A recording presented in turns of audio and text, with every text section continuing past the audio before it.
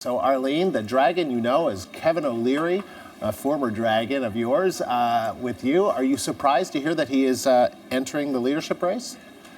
No, I wasn't surprised to hear he was entering the race. I mean, Kevin, as we all know, as all Canadians know, he's an opportunistic man, and he would have seen the opportunity to have even more fame and attention than he has already when he stepped into the race. So you think that that's why he's in this, for the fame and for the attention? I think that's pretty typical of Kevin. His style is to make sure that he is front and center and getting attention, and he uses his persona to do that. So I definitely think that that's a piece of it. Did he ever talk to you about getting involved in politics, or did he ever mention it? Never mentioned it to me, no. So why do you think this is happening now, based on what you know of him? Listen, I had the unique opportunity to sit beside Kevin for several years and watched him day in and day out and week in and week out, and watched as he dealt with everyday Canadians who had aspirations to build businesses and to do great things with their lives. And, you know, the only filter Kevin ever applied was whether or not he was going to make money. And unfortunately, that's not a filter that you want to see, or the Conservative Party should want to see, or Canadians would want to see in terms of their leader. I mean, you have to have compassion and empathy, and these are two things that I never saw him use. And a great example of that was Hope Blooms, a story that many Canadians know about, where you had underprivileged inner city kids trying to do something for themselves and for their community, and he couldn't get past the fact that he wouldn't make money at it and be able to understand that this was just something that he should do because it was the right thing to do. That's interesting. And you've said that he would get disgusted with how human and compassionate you were, right? Yeah. I mean, you know, he chided me for having any level of compassion with Canadians or with entrepreneurs and small business, and it just surprises me, because this is the backbone of our country. This is incredibly important. I mean, business is personal. Business is about people, and empathy and compassion is incredibly desirable in leaders. So, you know, all right, so we saw a clip from earlier today from a few years ago. This was on the Lang-O'Leary exchange, where he basically said that he wanted to get rid of unions and throw people in jail if they were still members of a union. Now, we put an email into his campaign, and they say, well, that was something he said on TV. That's not a policy statement that he's making. So what should we do with that? You know, he said a lot of outrageous things, you could argue, on television. Do you think, does he always believe what he says, or is this more about bluster? Listen, one of the first questions I ever get asked when we talk about the show is whether Kevin is the same person off the show as he is on the show. The answer to that question is yes. And that should put enough fear into Canadians right there, because he is not showing up as somebody different. That isn't just bluster for television. That isn't just his persona. That is who this man is.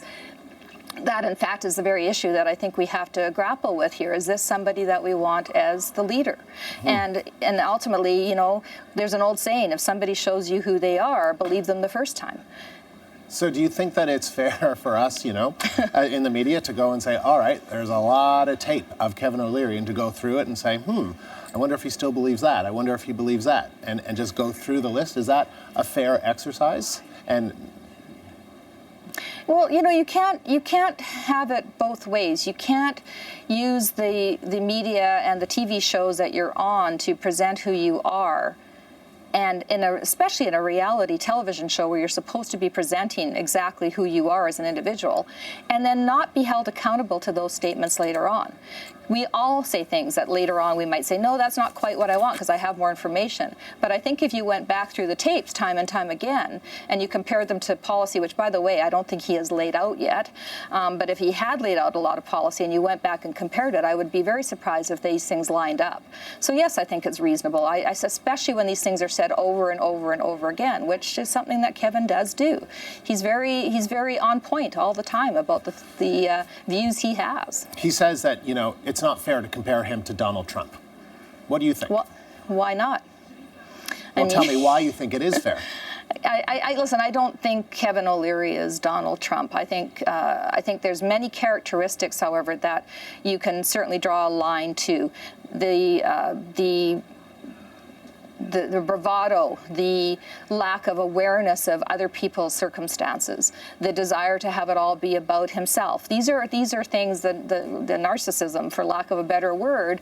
I think there is a lot of similarities between these two individuals. What's different is the countries in which they're trying to exert themselves in.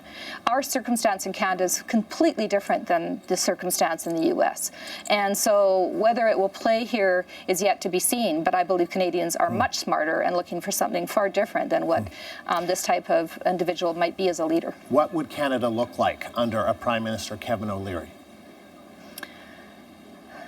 Kevin's been known to cut and run when things get bad. He did it with his business dealings with Mattel. He's done it with other business dealings that he's had. I mean, listen, I think you don't want somebody leading a country who, when things are bad, cuts and runs. So what would it look like? I don't think it would be fiscally conservative. I don't think it would support our military. I don't think it would help the underprivileged. I don't think it would be a country that would represent the core values that we as Canadians adhere to. Wow, you are not a fan of this bid. You know, I will have a drink with Kevin O'Leary. That doesn't mean I think he should be the leader of our country. Okay. Arlene, it was interesting speaking with you this afternoon. Thank you very much. Thank you.